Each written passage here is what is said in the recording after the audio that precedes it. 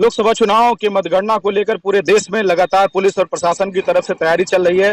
निर्वाचन आयोग सभी लोकसभा सीटों के मतगणना स्थानों को लेकर पूरी तरीके से अलर्ट पर है। अगर पूर्वांचल के बस्ती जिले की बात करें तो यहाँ पर कल मंडी परिषद में मतगणना होगी। यहाँ से सीधी लड़ाई भाजपा और सपा गठबंधन के बीच में है। यहाँ पर 14 काउंटर बनाए गए हैं, जो टेबल बनाए गए हैं, 14 टेबल बनाए गए हैं। 5 पांडाल बनाए गए, जिसमें से 4 पांडालों में मतगणना होगी और एक पांडाल में जो है बैलेट पेपर से जो काउंटिंग होनी है वो की जाएगी।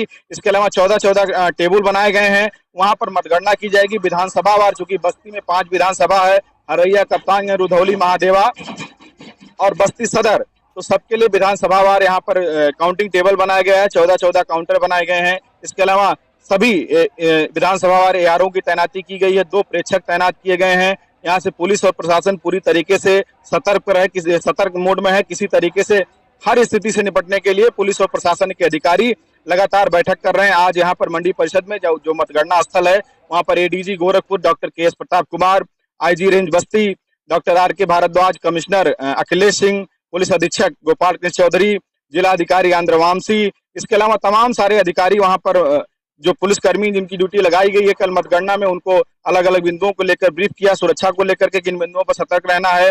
जो जिला अधिकारी की तरफ से जानकारी दी गई है उसमें यह बताया गया है कि अलग अलग द्वार बनाए गए हैं एजेंट के जाने के लिए। जो मतगणना में लगे हैं उन कर्मचारियों को अंदर जाने के लिए मोबाइल जो एजेंट लेकर अंदर नहीं जाएंगे।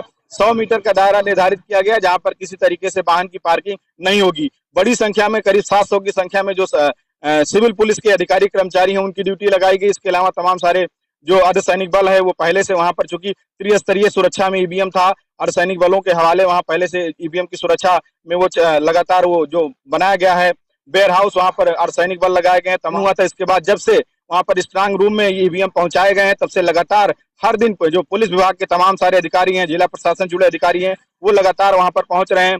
बस्ती में अगर राजनीतिक समीकरण की बात करें तो यहाँ पर सीधी लड़ाई भाजपा और सपा के बीच में देखने को मिल रही है। अभी तक के जो रुझान आ रहे हैं उसमें सीधी टक्कर जो है दोनों पार्टियों के बीच में है। भाजपा ने यहाँ पर हरीश द्विवेदी को लगातार तीसरी बार टिकट दिया है। 2014 और 2019 के चुनाव में उन्होंने यहाँ से भाजपा की सीट पर जीत दर्ज की थी। और अगर जो गठबंधन की बात करें तो सपा गठबंधन की तरफ से पूर्व मंत्री रामप्रसाद चौधरी को यहाँ से प्रत्याशी बनाया गया था। कप्तान विधानसभा से वो 5 बार विधायक रहे हैं, लोकसभा के भी सदस्य रहे हैं। उनके बेटे कविंद्र चौधरी इस समय कप्तानगंज से विधायक हैं। तो सीधी लड़ाई यहाँ पर भाजपा और सपा के बीच में देखी जा रही जो समीकरण है, वो समीकरण के हिसाब से भी दोनों पार्टियां आमने सामने हैं। बसपा की अगर बात करें तो बसपा ने नामांकन के आखिरी दिन यहाँ पर अपने प्रत्याशी को बदल दिया था। जो दयाशंकर मिश्र जो पूर्व जिला अध्यक्ष है भाजपा के, उनका टिकट काट करके बस्ती सदर से जो विधायक थे नंदू चौधरी, उनके बेटे लवकुश पटेल को बसपा ने अपना प्रत्याशी बनाया था। लेकिन लवकुश पटेल कहीं भी चुनाव में गंभीरता से नजर नहीं आए। उनकी कोई ऐसी गतिविधि नहीं दिखी कि वो चुनाव को बहुत गंभीरता से ले रहे हैं।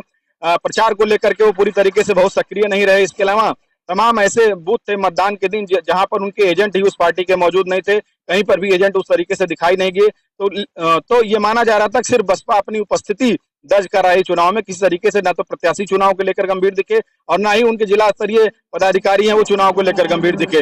जब तक दयाशंकर मिश्र को पार्टी की तरफ से प्रत्याशी बनाया गया था तब तक बसपा पूरी तरीके से बस्ती में बड़े उलटफेर के उसमें थी और बड़े उलटफेर का जो अनुमान लगाया जा रहा था कि बस्ती में अगर दयाशंकर मिश्र बसपा से चुनाव लड़ते हैं तो सीधे तौर पर वो सबसे ज्यादा नुकसान भाजपा को पहुंचाएंगे जातिगत समीकरण के आधार पर। इसके अलावा जो बसपा का कोर वोटर है उसको सहेजने में सफल रहेंगे। लेकिन लवकुश पटेल की अगर बात करें तो बसपा का जो मूल वोटर है वो भले उनके साथ रहा हो, पार्टी के साथ रहा हो, लेकिन जो जिस तरीके से युवा थे और तमाम सारे वोट को जोड़ने की बात की जा रही थी कि उनके आने से जो सपा के जो प्रत्याशी हैं उनका जो वोट प्रभावित होगा, चौधरी बड़ी संख्या में उनके साथ जोड़ेंगे, लेकिन ये बहुत कुछ होता हुआ दिखा नहीं अब तक। तो कुल मिलाकर के बस्ती में अगर समीकरण की बात करें तो सीधी लड़ाई भाजपा और सपा के बीच में है। परिणाम क्या होगा ये तो कल दोपहर बाद पता चलेगा, जब 36 ये राउंड में मतगणना होनी है। जिलाधिकारी ने जानकारी दी है 36 राउंड तक बस्ती में मतगणना चलेगी।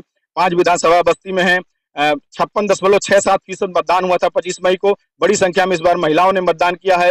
भाजपा की तरफ से विकास के तमाम सारे कार्य गिनाए गए। विकास का मुद्दा उनका था बस्ती में जो सड़कों के क्षेत्र में, स्वास्थ्य, शिक्षा, रोजगार और उद्योग के क्षेत्र में, बिजली उत्पादन के क्षेत्र में जो काम हुए हैं उसको लेकर के भाजपा प्रत्याशी चुनाव मैदान में थे। इसके अलावा केंद्र सरकार की तमाम सारी जो जनहित की योजनाएं हैं, राशन, शौचालय, आवास, आयुष्मान भारत, सम्मान निधि, इस सारी योजनाओं को लेकर लगातार दावा किया जाता रहा। लेकिन आखिर में अगर चुनाव के रोमांच की बात करें तो आखिरी 24 घंटे में 25 मई से पहले की बात करें तो 24 घंटे में पूरी तरीके से जो जो राजनीति के जानकार हैं उनका ये कहना था कि अगर 2-4-10% मतदाताओं की बात छोड़ दें तो सीधे तौर पर बस्ती में लड़ाई जातिगत आधार पे आ गई थी। और तमाम आखिरी दौर में तमाम ऐसे नेताओं को अलग अलग पार्टियों ने अपने पार्टी में कुर्सी दी, स्थान दिया, जो बड़ी संख्या में अपनी जाति समीकरण को साधने में सफल थे, जो बड़ी संख्या में अपनी जातियों का वोट सहेजने में जो सफल हो सकते थे, उन लोगों को पार्टियों ने अपने शामिल करके उनको स्थान दिया। लेकिन अब वो जिस तरीके से लोग पार्टियों में शामिल हुए, क्या कुछ गुल खिलाएंगे, क्या वो जिस पार्टी में शामिल हुए उसको उतना लाभ दे पाएंगे जिस तरीके से उनका नाम और शोहरत थी और राजनीति में उनकी दखल थी, उनका प्रभाव था, ये तो कल जब मतगणना होगी तब पता चलेगा।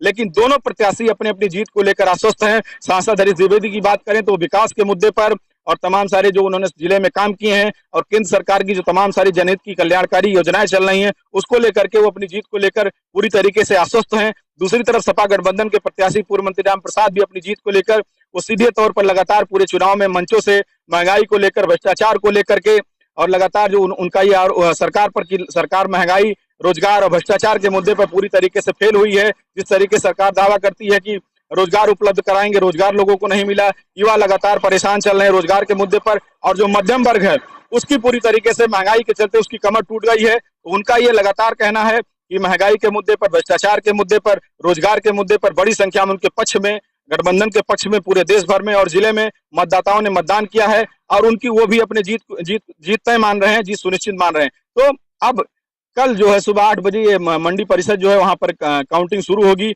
और 36 राउंड में पूरी काउंटिंग होनी है। उसके बाद चुनाव परिणाम पूरी तरीके से घोषित किया जाएगा। कौन से प्रत्याशी यहाँ पर जीत दर्ज करते हैं, क्या भाजपा तीसरी बार बस्ती में कमल खिलाएगी या सपा पहली बार बस्ती में अपने सांसद, अपनी पार्टी को जीत दर्ज कराएगी, ये तो कल पता चलेगा। लेकिन कुल मिलाकर के सारा चुनाव समीकरण साधते हुए हुआ है, जातिगत समीकरण पूरी तरीके से हावी दिखा है। हालांकि दोनों प्रत्याशी इस बात को लेकर के कभी मंचों पर उन्होंने ये बात जाहिर नहीं होने दिया अपने भाषणों में कि कहीं से भी जातिगत समीकरण, लेकिन सच्चाई यही है कि पूरे चुनाव में जातिगत समीकरण साधने का प्रयास किया गया है।